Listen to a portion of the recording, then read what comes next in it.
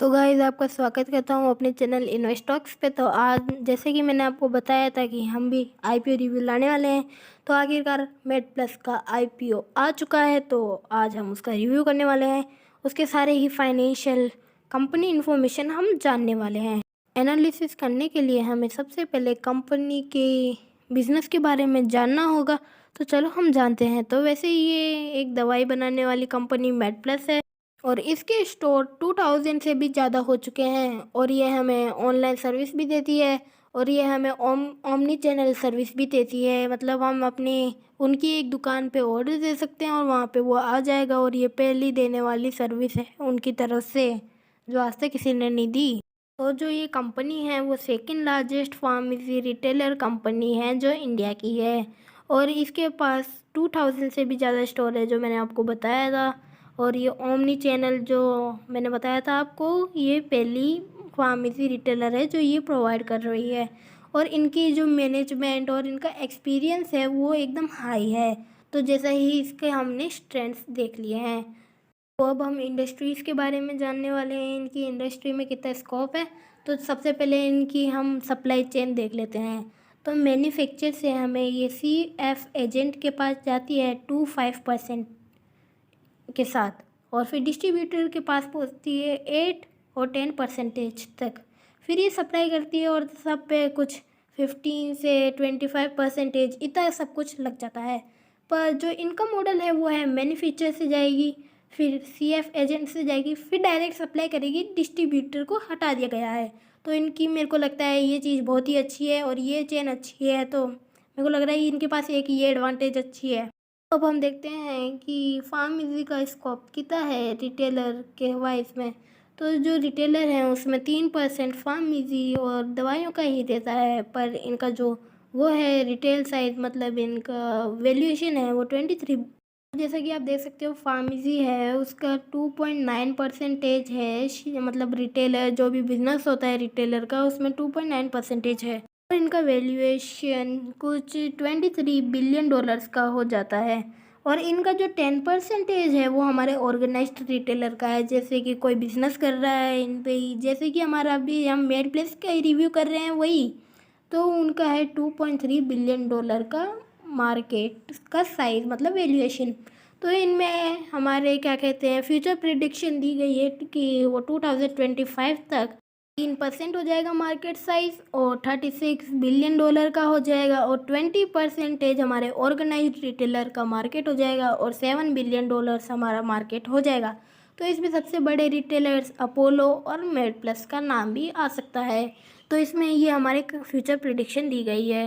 जैसे कि आप देख सकते हो कि मेड प्लस के हमारे स्टोर्स बढ़ रहे हैं, जैसे कि 1400 इनके स्टोर्स थे 2018 में, फिर 2021 तक इनके 2081 हो गए हैं। तो इधर इनके 12% से स्टोर इंक्रीज हुए, मतलब ये अच्छी बात है। और 428 इनके स्टोर्स नए बिल्ड हुए हैं। तो ये बहुत ही अच्छी चीज़ है कि अपने स्टोर जल्दी से जल्दी खोल रहे हैं और जिनसे ही अपना बिजनेस और बड़ा कर सकते हैं। जैसे कि आप इस टेबल में देख सकते हो कि retail discount on MRP sales देखो, तो उसमें ये 0 से 20% तक ये डिस्काउंट दे देंगे। पर वहीं पे ही जो मतलब दुकान वाले होते हैं वो 0 से 10% का डिस्काउंट देते हैं। तो ये अच्छी बात है कि हमें डिस्काउंट मिल रहा है और डिस्काउंट से लोग हैं इसमें ज़्यादा चीज़ें लेंगे और लोग को भी आदत हो जाएगी ऑनलाइन की और वो बाद में ऑनलाइन ही करेंगे।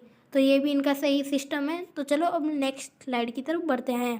तो जैसा कि आप देख सकते हो 2015 में 0.7% था और इनका टोटल ऑर्गेनाइज्ड रिटेलर 41 थे, तो ये अच्छा है। पर अब आगे देखते हैं तो ये इंक्रीजिंग कर रहे हैं 2.3, फिर 7.1, फिर 25.7। तो ये अच्छा किया है 2020 तक और अब हम एक्सेप्टेड दे सकते हैं 2020 से 25 तक कुछ इतना ही आएगा। तो मतलब ये कंपनी ग्रो हो रही है तो हमारा मनी भी ग्रो हो सकता है अगर हम IPO में इसे ले लेते हैं तो जैसा कि आप देख सकते हो हमारे इंडिया का ग्रोथ चार्ट 92,000 से 1,50,000 तक गया 2020 तक और अब एक्सेप्टेड है 2 लाख पार कर जाए। तो इसका मतलब ये सारी चीज़ें हमारा फार्मेसी का बिजनेस ग्रो हो रहा है और अभी बिजनेस ग्रो होगा तो हमारा रुपया भी ग्रो हो सकता है। तो अब हम देखने वाले हैं कि सिटी वाइज हमारे इंडिया में कि कितना परसेंट वो है फार्मेसी मार्केट है। तो 32% हमें अपने मेन सिटीज़ यहाँ पे मिल जाएगा। और टायर 1 सिटीज़ आप सोच रहे होंगे क्या होता है, तो टायर 1 होता है मतलब गांव, और फिर टायर 2 होता है उसका भी गांव, फिर ऐसे ऐसे गांव आते रहते हैं। तो टायर 1 सिटीज़ में आपको 32% मिल सकता है और रेस्ट ऑफ इंडिया 36%। तो ये हम देख रहे हैं कि जो इंडिया का ये डोमेस्टिक मार्केट है, ये उसमें हमें ज़्यादातर, आपको भी पता है और हमें भी पता है कि अगर गांव तक जो चीज़ें जल्दी पहुंचेगी यानी कि 32% वाला, तो वो जितना अच्छा ही रहेगा। मतलब ये अच्छा चल रहा है अभी हमारा फार्मेसी का। तो ठीक है, हम नेक्स्ट स्लाइड की तरफ बढ़ते हैं। जैसा कि अब हम जानते हैं कि ये सेकेंड लार्जेस्ट रिटेलर है। तो फर्स्ट कौन है आप नहीं जानते, तो ये अपोलो है। तो इनके पास 41% है 10,000 स्टोर्स के। मतलब हम सबके स्टोर्स देखते हैं तो 10,000 में से 41% इनके ही होंगे। तो 21% है हमारे मेड प्लस के। मतलब ये अच्छा है और ये हो भी सकता है क्योंकि ये सेकंड है और सेकंड और फर्स्ट का भी अपोलो का नहीं आया है, तो हम कह सकते हैं ये ठीक है। अब नेक्स्ट स्लाइड की तरफ बढ़ते हैं। जैसा कि आप इस टेबल में देख सकते हो, जो मेड प्लस है उसके पास 53% है मेगा और मिनी मेट्रोस मतलब बिग सिटीज़ का। और टायर 1 सिटीज़ मतलब गांव की तरह डिस्ट्रिक्ट टाइप आ जाते हैं, फिर उसके गांव होते हैं, तो इसके 26% है। और उसके अंदर का गांव मतलब टायर 2 उसके 17% और टायर 3 में 4% है। तो जैसे कि आप देख सकते हो 2081 स्टोर्स हैं, ये अपन ने देख लिया था। तो ये ठीक है और हमारी कंपनी के लिए ये सही है।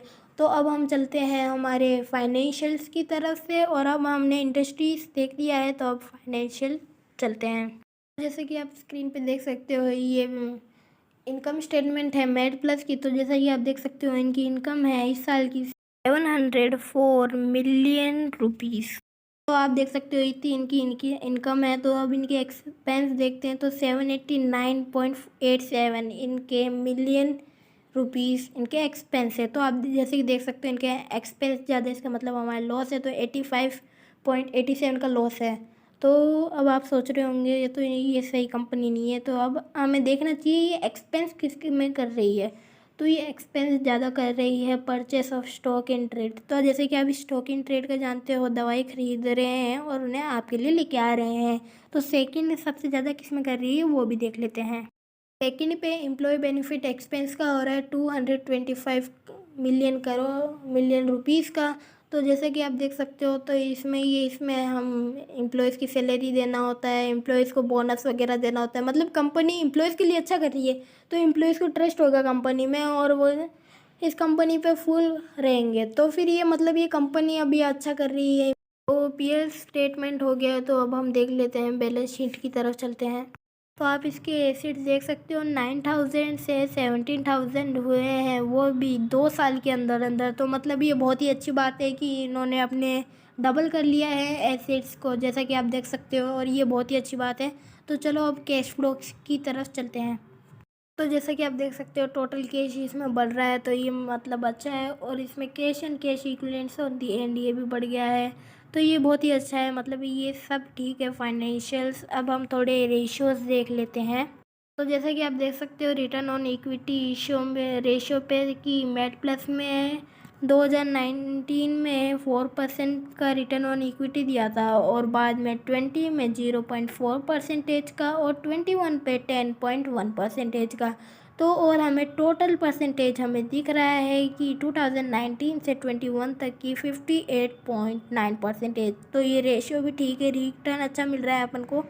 तो अब हम नेक्स्ट पे चलते हैं। जैसा कि आप देख सकते हो अर्निंग पर शेयर, तो मेड प्लस का 1.3 था 2019 में, और 20 में 0.2 हुआ, और 2021 में 6 हुआ। तो अर्निंग पर शेयर भी ठीक ही है मेड प्लस का, और ये सही है। और अब चलते हैं डेब्ट टू इक्विटी रेशियो, क्योंकि आप भी जानते हो डेब्ट टू इक्विटी रेशियो बहुत ही इंपॉर्टेंट होता है कि अपन इन्वेस्टमेंट के लिए। तो चलो डेब्ट टू इक्विटी रेशियो पहले देख लेते हैं।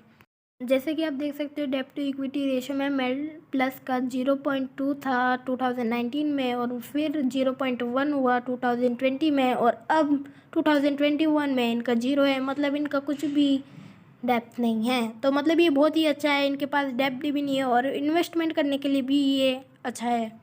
अब हम आईपीओ डिटेल्स देख रहे हैं। तो ये आईपीओ ओपन हो रहा है 13 दिसंबर मतलब आज से, और क्लोज हो रहा है 15 दिसंबर को।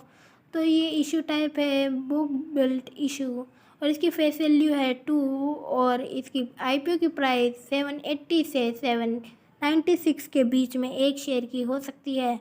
और मार्केट का जो लॉट आएगा वो 18 शेयर्स का आएगा, और मिनिमम ऑर्डर 18 शेयर्स का ही होगा। और ये बीएससी और एनएससी पे भी लिस्ट हो रखा है।